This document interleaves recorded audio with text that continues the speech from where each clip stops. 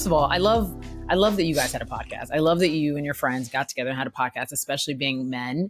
And I felt it was pretty obvious that you have a soft spot for emotion, for feelings, for talking about those things, right? And I always thought, I'm like, did he grow into that, or was that something he was always comfortable with? And as a Black man, it makes me sad that I feel like I have a lot of amazing guy friends, and I hold them to this, like, be emotional with me, be open with me space. And so I don't experience them not being like that, but I know that they experience that with their other friends. Cause you know, maybe with their guys, it's a little different. For you, did you grow into it? Were you always comfortable with it? Was it weird? Was it hard?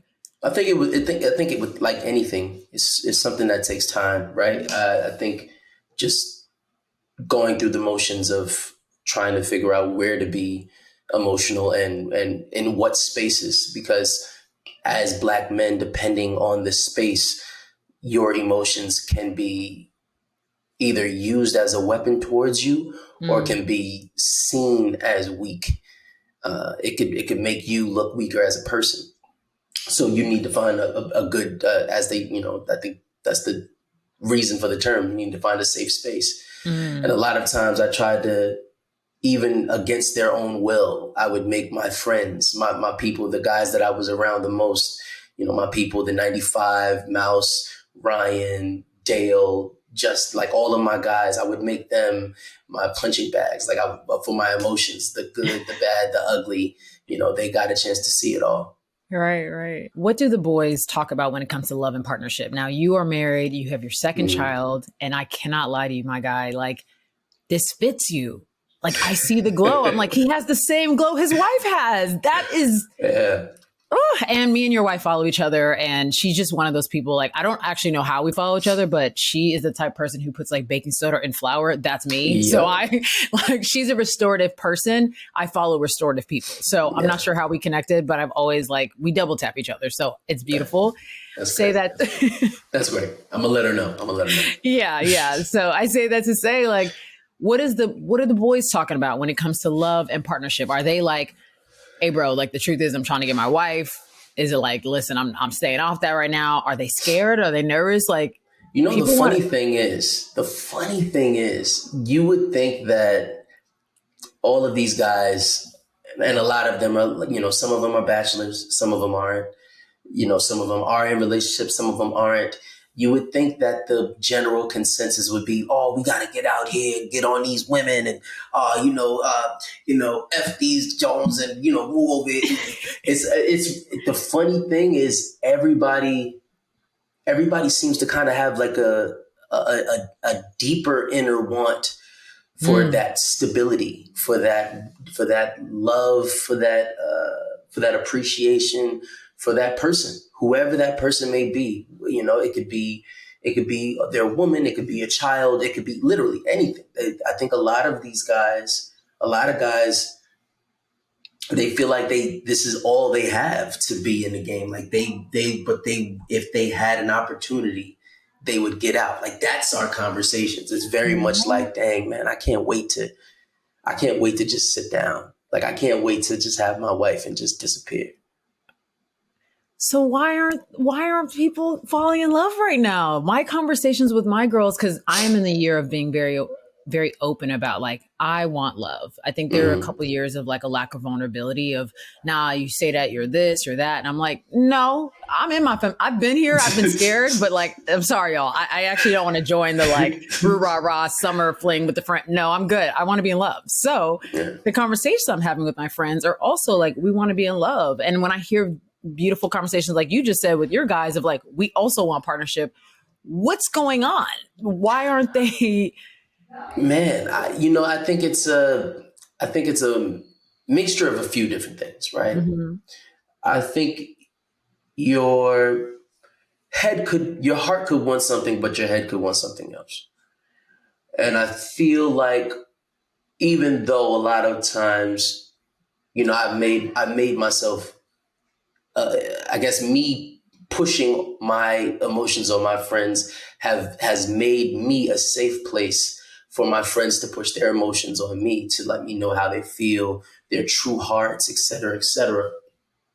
I feel like, once you actually get out there and you see that shiny new car, you're going to go try to chase that shiny new car. It's going to be like, oh, snap, my vision. And I think that goes with both, with men, women, and everybody in between. It's really like, yo, I say I really want something stable, and that really can be what my heart wants and what my heart feels.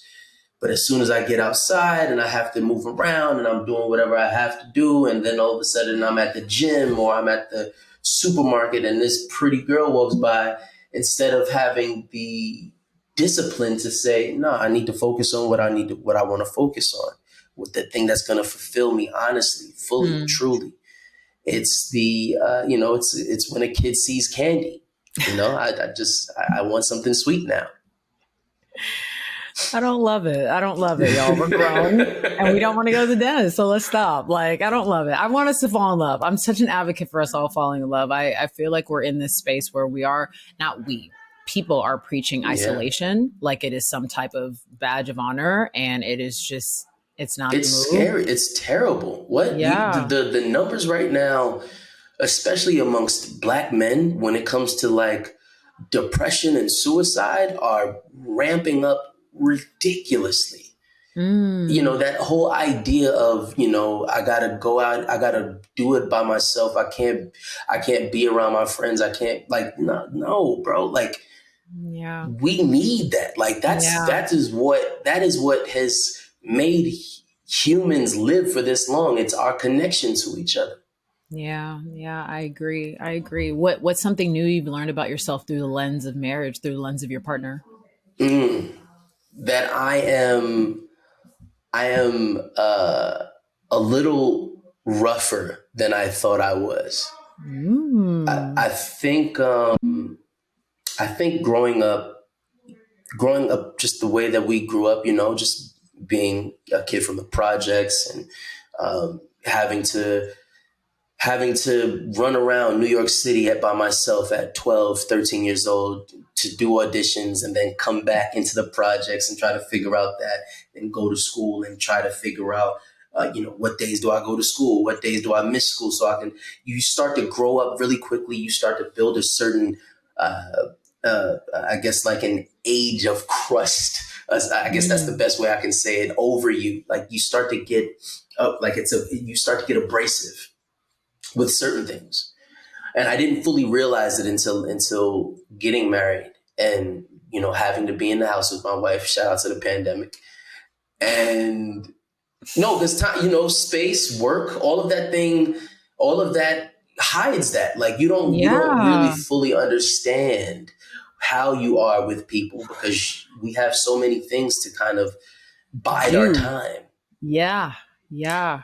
So pandemic, and then having two little girls, you start to realize, okay, there's ways that I was handling this before. And mind you, I try to, as I said, I'm the most emotional guy, or one of them that I know. Like, I try to stay emotional. I try to stay in my emotions, in my divine femininity and all of that. Try to tap into all of that. But man, you start to realize how rough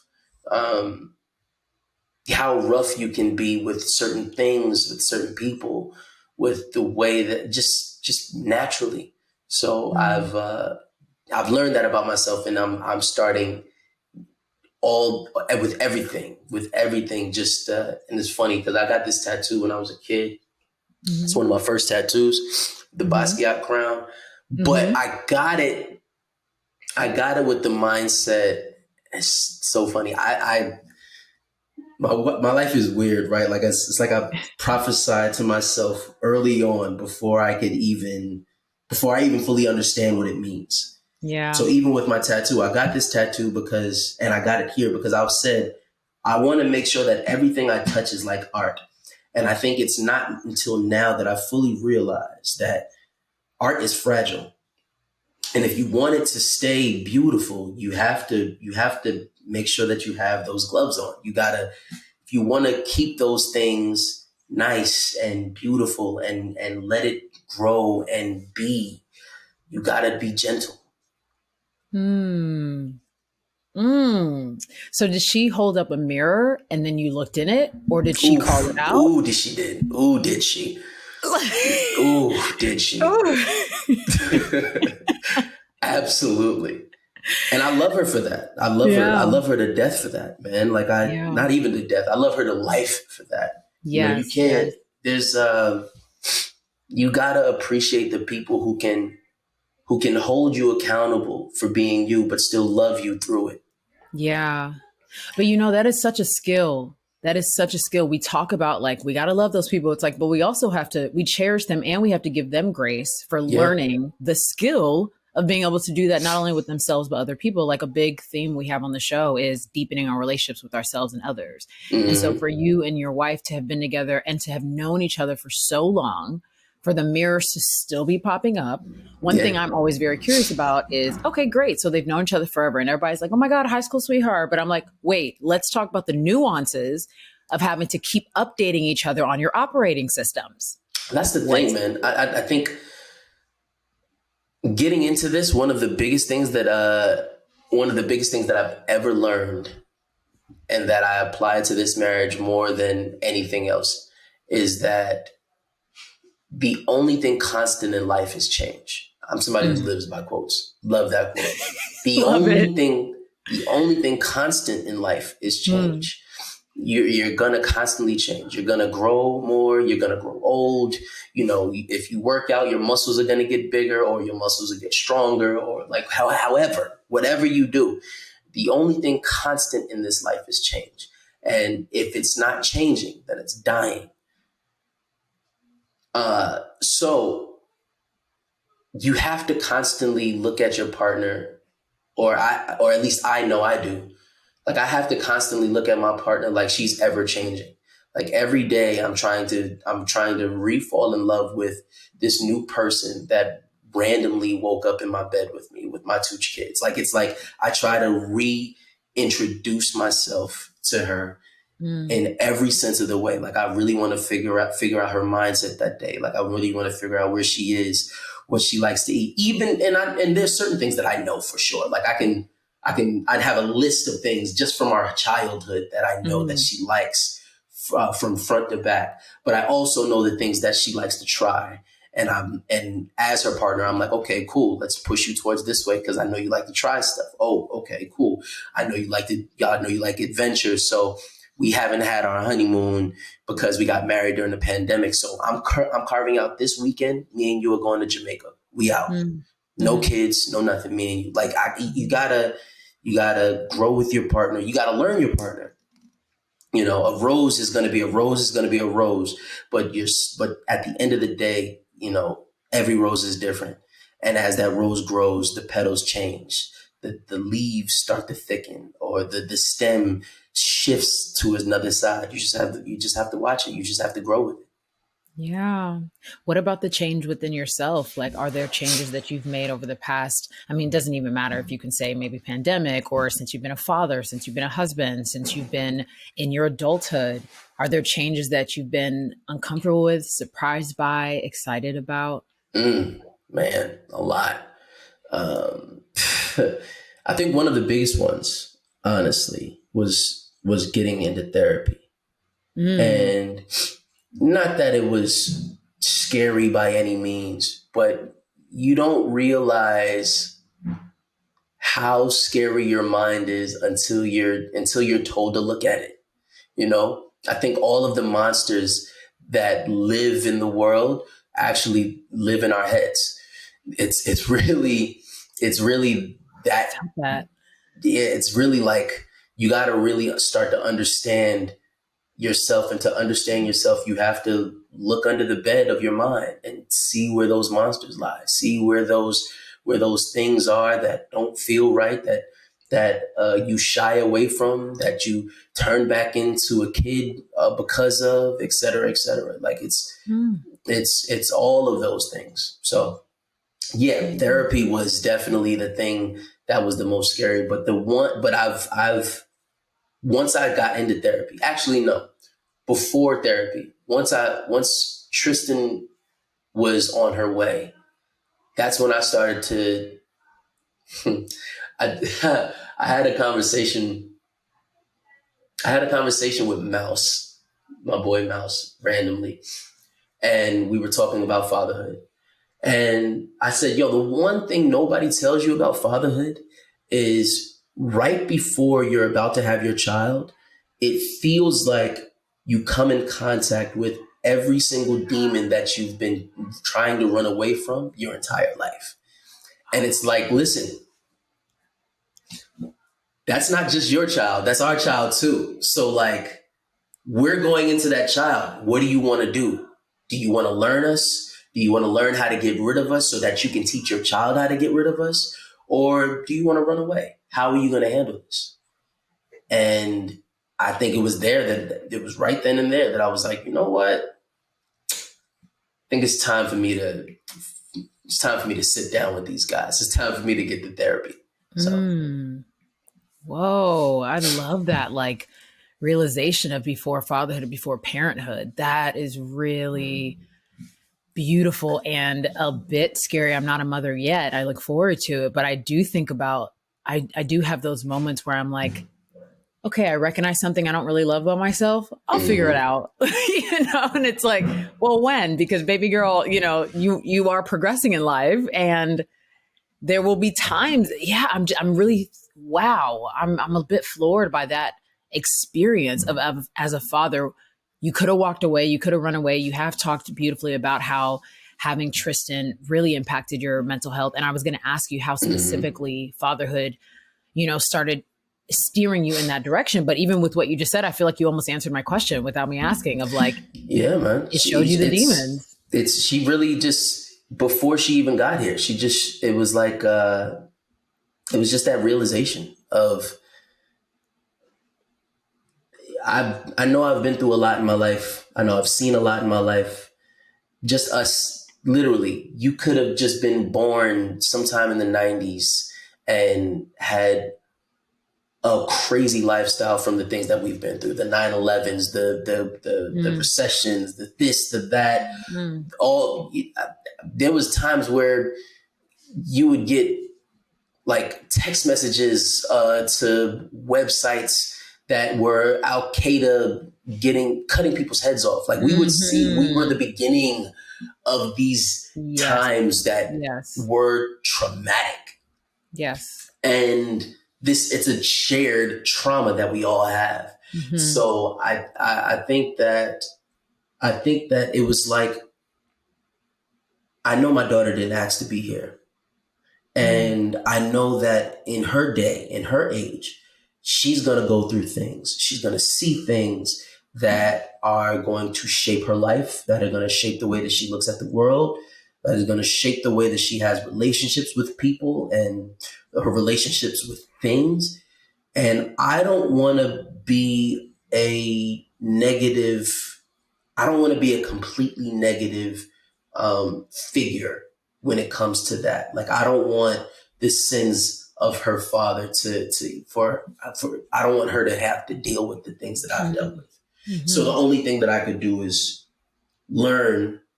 I can get myself better so that when it comes time for her to learn, I can guide her towards getting better.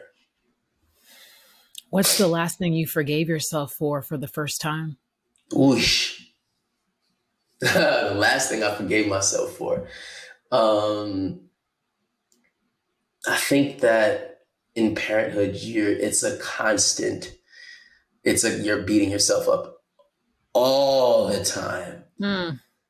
And I think just one of the things that I forgave myself as of recently was to not feel bad for having time away from my kids.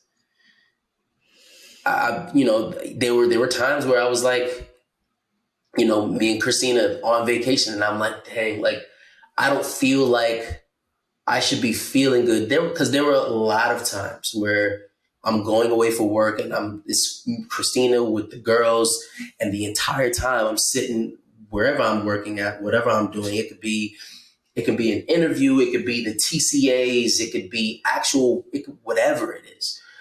The whole time I'm sitting back thinking like, okay, I'm praying that she's okay. Like, I feel bad because I know she's in the house and it's this and it's that. But it wasn't until we went to Jamaica for real that I was like, I can't keep beating myself up for these moments. Christina deserves this moment. I deserve this moment.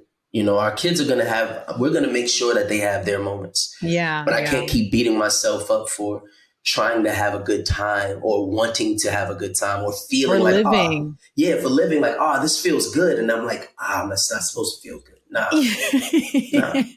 enjoy it. Yeah. I hear that. Wow.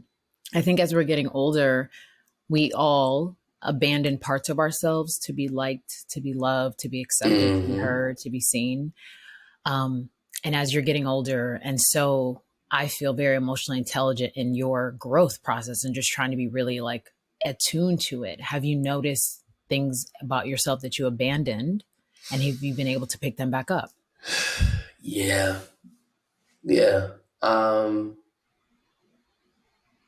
One of the things, and I think pandemic plays a big part in it as well. I think there's a lot of things in pandemic that we kind of just gave up just because they weren't safe or it wasn't the time for it, et cetera, et cetera. One of my favorite things, especially since I was a kid, was actually going into a movie theater, right? And it's something very simple. It seems very simple. Just something like just going into a movie theater, getting some popcorn. Love popcorn. Popcorn is my favorite snack in the world. Go get some popcorn, extra butter, do the whole shebang bang, go inside, sit down, watch it, pay for your ticket, watch a movie. When I was younger, I wasn't paying for tickets, but still. But like just to really watch a movie and to get lost in a world, big screen in front of you, it was always something fantastical to me. And I haven't been able to do it lately. And, like I said, partly because of the pandemic and everything like that. But then as the pandemic started dwindling and winding down, I really haven't really gotten back into the groove of it yet. I can, in my head, I can make sense of leaving the house, going to the gym for like an hour and a half, coming back. And that makes sense to me. But leaving the house to go to the movies it's like, you can't do that. You can't do that. You could do something else with that time. Yeah. So I haven't fully gotten into it yet, but I'm trying to take Tristan to go see Little Mermaid soon. And I'm praying that if she likes it, that could possibly be me and her thing. Like just open the door. Oh, I love that. I was actually going to make that exact suggestion. I literally was like, well, you have a great excuse to go in the next few days. So that's a really good call. It makes me think about, how do you balance teaching your kids? Because you mentioned earlier about being open and ready to guide her, but how do you balance guiding and teaching and allowing her to experience? Ooh, it's a lot. It feels like a lot. It's a lot, because there's a big part of me that wants to be the helicopter parent, right? Which, hover around my kids. Just hold on. Where you going? What you doing? Hold on. Go this way. Just go this way. But there's another part of me that even now, and it's so funny because Christina is partly a helicopter parent. And I try to pull her reins. I'm like, no, you gotta let her go. You gotta let her try. Gotta let her try. So, for example, yesterday we're at the playground. It's me. It's all of us. It's a beautiful day outside. We all go to the playground. It's a bunch of kids outside. And Tristan's finally running around, and she's happy. She's a pandemic baby, so she's not around a bunch of kids all the time. But now she's like seeing them, and she's like loving it in her element. And she's trying to go up one of the little, like, the monkey bars things and all of that. She's climbing up. And as she's climbing up, I feel myself jump up and I'm like, you know what? No, she's safe. She's safe. I got her. I'm close enough that if she needs help, she'll call me. She's safe. She's fine. Christina jumps up. Tristan, you gotta. I'm like, no. You gotta let her rock. Let her rock. Let her rock. And she did it by herself. And she got to the top of the joint. Daddy, I did it. I was like, it's perfect. Aww. That's what you wanted. literally once you want it. And that's such a like balance. I mean, you really have to be going back and forth. That's why I'm like, it feels hard. It's a double dutch. It's a double dutch. I feel like a helicopter sibling. I'm the oldest of four, of five. And I'm like, these aren't even my kids. Relax. But you're just like, no, I don't want you to make the same mistakes I did. Why would I let you go through pain? I want to help you avoid that. And it's like, that's not my job. And as I learn from parents, I ask friends that are, that are parents now, or even in a moment like this, where I'm like, Tristan, these are some serious nuances that like when we weren't parents, we didn't really realize. And now that you are. Didn't even think about. It's crazy. Yeah. How are you reparenting yourself through being a parent? Oof, man. You know what? One way that I'm reparenting, and it just, I think it goes into, shout out to my therapist. The one way that I'm reparenting is not being angry at my parents about the stuff that they couldn't do. It's forgiving them. Like really, I think there's a lot of, I remember, I think it was like a Christmas or two ago. And it was like 2 Christmases ago. It was Tristan's first birthday.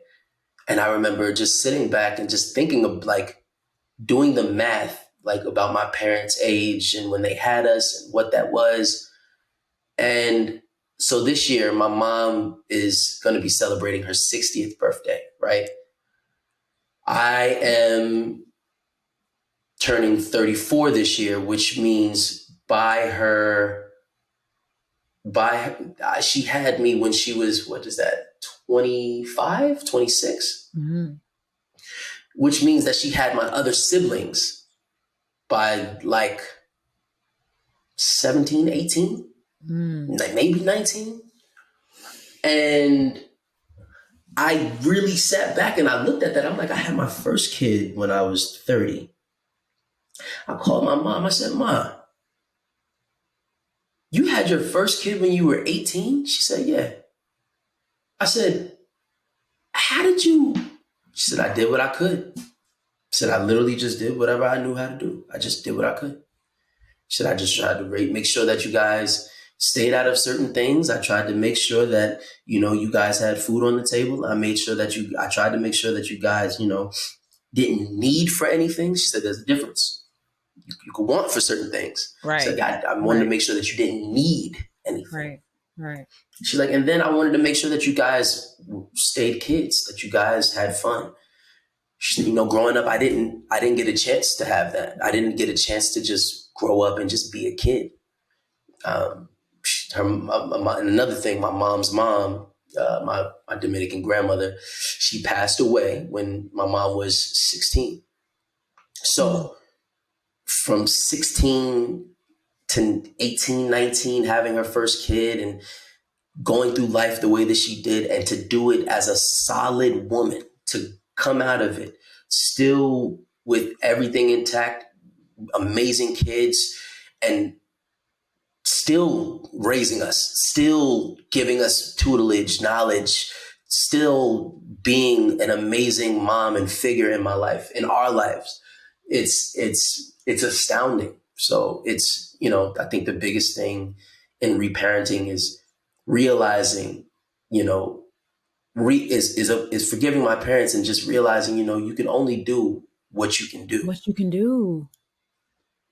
Oh, it is really hard. I think that's one thing that's so beautiful about therapy that I also experienced, the moments of, okay, I'm looking to blame somebody, but actually like, I don't really need to blame anyone. The forgiveness is like, oh, I don't have to blame you. Like you did what you can do. Just like I will do what I can do. I will mess up.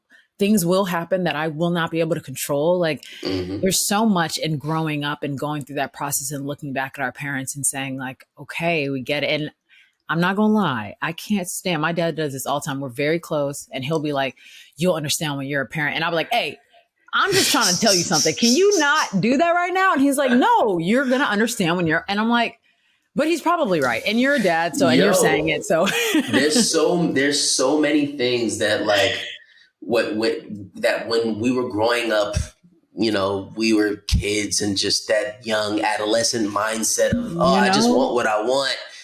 And my mom was like, all right, you'll see. Right. You'll see. So now, it's not McDonald's anymore. It's just Chick-fil-A. So when Tristan is like, hey, Dad, I want Chick-fil-A. And I'm looking back like, do you have Chick-fil-A money? Like money. it's, it's, you start to realize, it's like, oh, snap. I sound like Monique. This is crazy. It's crazy. It's just, it's like, wow, the circle of life is real. The universe was not playing when they made this up. Like, it makes sense. I get it. Okay. The joke's on us. Got it. Yeah. Yeah. That's so good. That's so good. What's an experience that you've had in your life that in the moment it felt like you were drowning, but in retrospect, you realized it actually taught you how to swim? Ooh, that's a good question.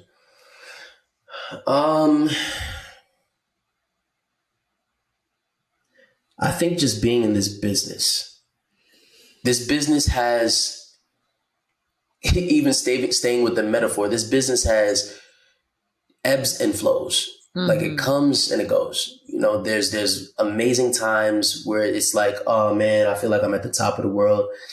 And then there's times where it's just like, nobody will answer your phone calls. Yeah. And within that, you start to, I guess, in the necessity of, at least for me, I can't live without being creative. Like, I always feel like there's this little ball like inside of me that's going to burst if I don't like do something creative. Like, I got to do something. I got to build something. I got to write something. I got to draw. I have to I got to act. I got to I got to do something. Yeah. Like, I have to do something. And if I don't do something, I feel like I'm going to pop. So it wasn't until like I started to feel that feeling that I was like, I guess I got to start just doing it myself. Started working on an album with a few of my friends, which came out called After Hours. And with that, did a whole mini series with it. Put that on Tidal. It became the second best viewed thing on Tidal, right behind Jay-Z's 444. It was crazy. It was a crazy, crazy, crazy time. And I think that was when I started to realize, purely out of necessity, that if you want it, you got to go get it. That was the swim moment. Like, I felt like I was drowning. I felt like nobody wanted me. I felt like even with all of the things that I've done in this business, nobody was checking for me. But there was something like, you know what? Let me do it myself. Yeah. Yeah. Do you think this business is the only business that does that? Because I have very similar moments of like, all the things I've done, you guys still thought that wasn't worth it, or you still think that rate isn't it, or you still felt like it was and it can be very, and I've heard you talk about this before, which is why I really wanted to just, first of all, I wanted to ask you as a friend, like a new friend, are you tired? Because I'm tired. Like, talented people who have good hearts and do this with integrity, like, I feel like there's a little tiredness to that. Definitely. There definitely is tiredness. It's because of the way that we're taught to go about this. You have to change the way that you think about it. You have to change the way you have to change your relationship with it. Art is art, right? And yes, we have to treat our art or the things that we do as work. That's the way that, you keep that circle of life thing going. There's this beautiful book that kind of teaches that very explicitly. The war of art. Mm-hmm. But we also have to understand that this doesn't have to be a grind. Now, when I say that, I mean, of course it's a colloquial term and all of that stuff, but to say the word grind, it really means to wither away, like to work until there's nothing there anymore. Yeah. And that's literally what we do. We work until there's nothing there anymore. We're asked to put out content on such a basis that it gets to a place where it's like, okay, well, is it even good content?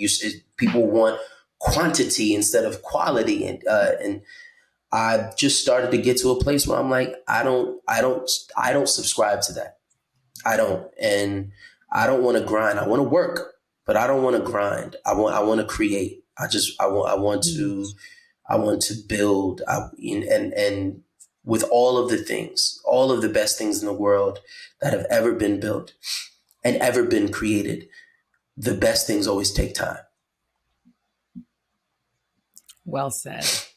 Well said, my guy. Well said. That was very good. I also don't subscribe, and it took a while. I will say that's what I meant by in the pandemic. I became happier because I recognized like I actually don't want to be like this. And once the mirror was held up to us, it's like, oh, I see. That's too much. I don't want to do that anymore.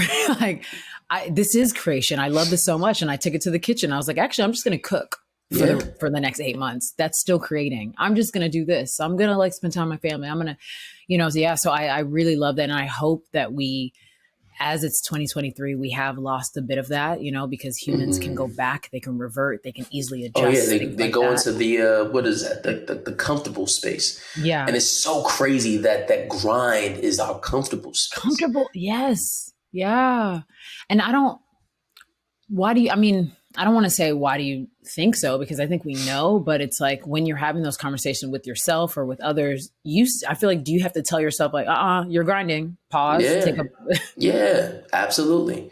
There's times where I'm like, I can feel myself starting to fizzle out, and I'm like, nope, I can't get there. Mm-hmm. I would much rather spend time with my kids. Like, that's not a grind. That's pillows. Like I could be at home with my kids. I could be home with my wife. No. I want to enjoy life. I want to go outside. I am adamant. And I think low key, it's a little bit of like a undiagnosed ADD thing where things start to get like a little like when it starts to build up too much, I just stop. I'm like, all right, no. 1 sec. Mm-hmm. Nope. I'm not doing anything. Mm-hmm. So the team has to call me and like, was that a little too much? She's like, yeah. Yeah, right. I love that they know that's the question though. That's good. That's good. Yeah. And even with that, it makes me think, what are you currently unlearning right now? Currently unlearning. I think it goes back to earlier with Christina holding the mirror up to me about how abrasive I can be sometimes. You start to realize that you start to realize that it's not just with people, but it's also with yourself. I think a lot of people don't take into context, and you could be the nicest person on the outside, but the way that you talk to yourself, the way that you handle yourself isn't always as gentle or as nice or as pleasant. I think it's natural, right? We look for validation from other people. So when it comes to like making ourselves happiest, we feel like, no, I could piss myself off. It's fine. I'm fine. I need everybody else to like me. No. So the thing that I'm unlearning the most is just being just as gentle as I am with my girls, or as I'm working on constantly being better and working on with my wife and my girls. I got to be gentle with myself. There'll be times where I see I did something wrong on an audition, or I messed up with this or whatever. And instead of beating myself up like I usually do, I take a step out and I'm like, okay, what happened here? Okay, I did that. Okay, I'm still holding myself accountable. Right. Critical. Right. There we go. Yes. But you can you can give yourself some grace. Yes. I'm like, all right, cool. You didn't do that. We'll work on that, but make sure that understand this has to be something that's worked on. Yeah. So 100% relate and feel you. I definitely think that that sense of kindness with our inner voice is just not taught. That self-love is just not taught. It's not taken into consideration as much. And then we start going through this validation, tour and not recognizing that we are not even on the list. And I actually recently asked my mom about that because I told her, I said, I've been noticing, me and my brother had this beautiful conversation, and he was like, you know what, bro, like, I don't know if I'm that nice to him myself. And I think he's like the best. I'm like, what? Like, you're the best. And he's like, no, I know you love, like, I know, but I'm not sure if I'm nice to myself. And so I took it to my mom and I said, and I took it to my dad too, because they're both, and, gratefully I was raised in a 2-parent household, but they both had this same style of, we're super kind with our kids, but we could tell, we didn't notice, but they were not that kind with themselves, like to themselves. So one time I asked my mom, I was like, were you nice to yourself as a mom? You raised 5 kids. It's a lot going on. You probably made a whole bunch of mistakes. Were you kind to yourself? And she was like, I don't think I was. I was cool, but was I critical to the point that is past what we just discussed? Yeah, I was. And it's like, oh, okay, it's a learned behavior. Yeah. So yeah, just fully support you in that, and support Christina in that, and excited to see how Tristen learns the newness of your unlearning. Yeah. And I think it's the best part about doing it, especially with a partner, is that you can, when you start to realize it in yourself, you can start to realize it in your partner. Yeah. And there are times where it's like, example, yes, Christina's back in school right now, and she is trying to go hard.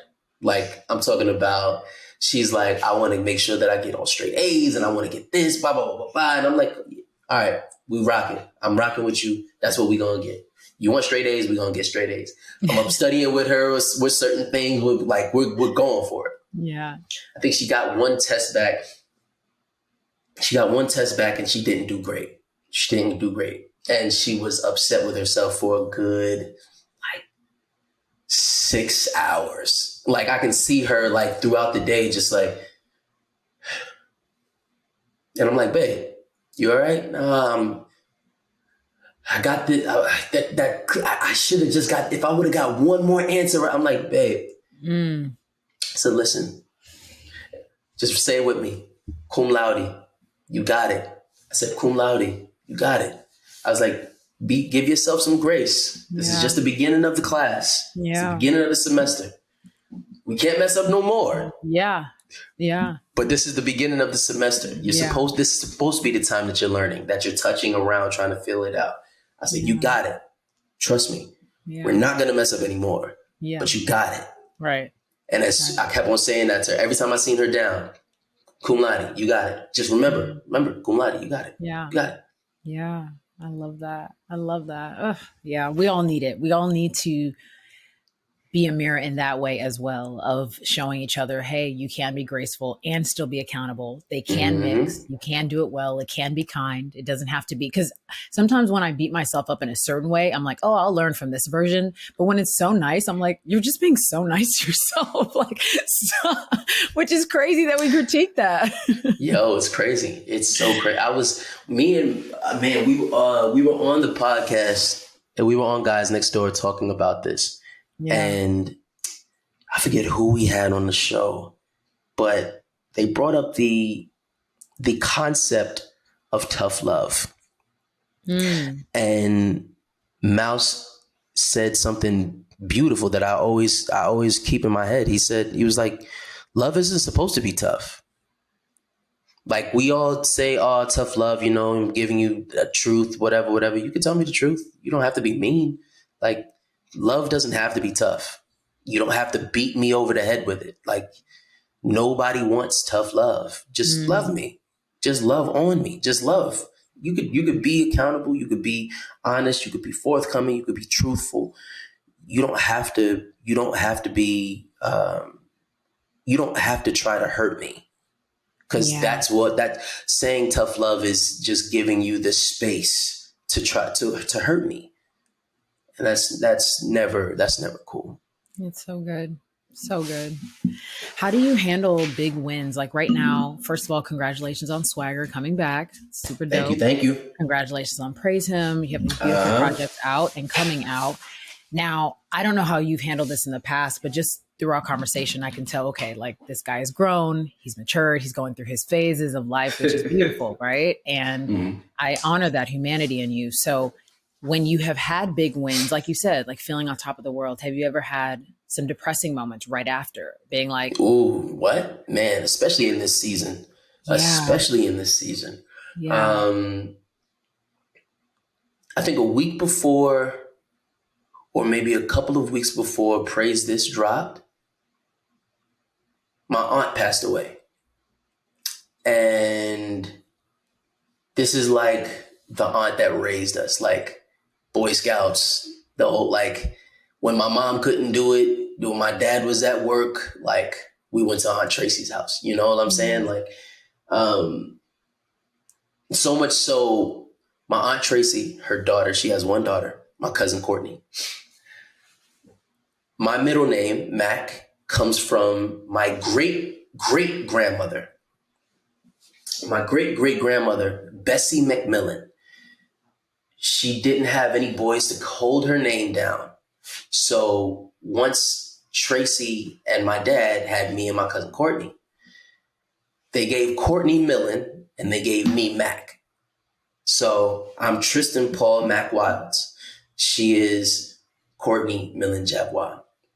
So our families are like, it's grew up together the whole 9 yards. And she passed away. Like right when it's supposed to be like big, bright moments. We're supposed to be on red carpets and it's this and it's love. And I'm just having to figure out, okay, what are we doing? Are we going to do a funeral? No, Tracy doesn't want to do a funeral. Okay.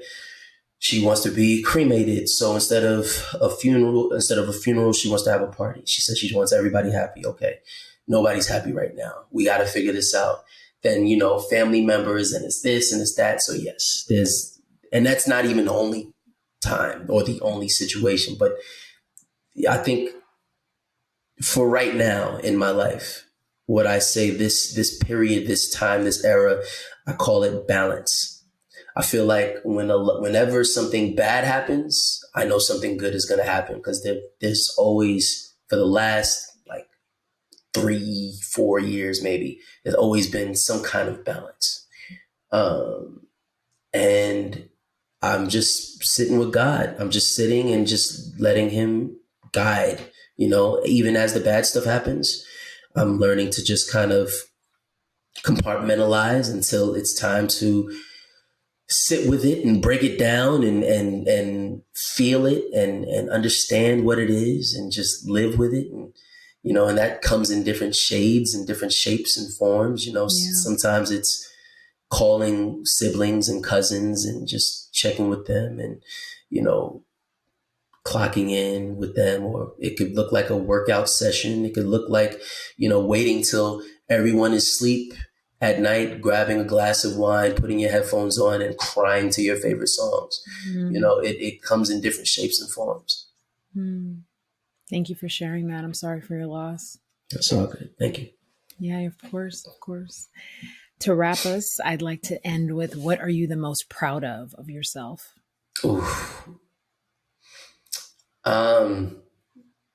Making sure these girls are still alive.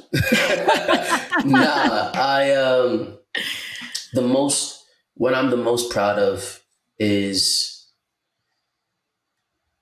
throughout it all, with everything seeming like it was against me, whenever it felt like, maybe I shouldn't keep going, or whenever, the dark thoughts crept in about how much easier life would be for everybody else if I just wasn't here. Through it all, that I persevered and that I kept going, and that every day I just took one more step in front of put one more foot in front of the other, and just kept moving. And yeah. I'm also very proud of you for that as well. Thank you. You're welcome. It's really difficult is not the full expression of the word, but it's a really unique time in terms of mental health, in terms of like what we're all facing, in terms of the amount of things we're inundated with. Like, I really pray for us as a culture, as a nation, as a world, because I'm like, you have to have people to help ground you. You have to have something to help ground you, right? Sometimes it's like the inner voice in your inner voice is great and can be calm. And sometimes it's really not, and it's really unhealthy. It's not. It's really not, and it can just take you on a whole other place. And I really want to bring what you said from the very beginning to the end of sometimes our monsters, the most monsters we have are in our mind. Yeah. And so I just say that to say, like, if anyone is going through some mental health issues, we all have mental health issues in some shape or form. We're on this earth. So we all have something going on. But just remember that you're battling what's in your mind, and you can grow past what's your mind. Like, you don't have demons outside of you. Like, it's the stuff inside of us that we have to be like, okay, I can face it, because it's already within you. So how can you face it? How can you deal with it? How can you confront it? And I hope that just us talking shows people that you can, because I have my demons that I'm like, let's have a conversation, because you're starting to mess with me. You're starting to play me. Okay. You're playing me and I don't like that. Like, we gotta figure this out. Goodness. Yes, indeed. Yeah. Indeed. Yeah.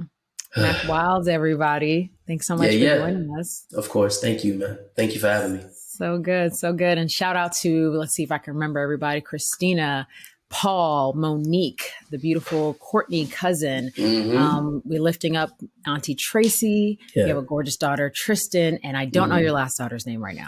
Naima. Shout out to the family. Thank you. You're so welcome. Thanks for being on the show. Of course.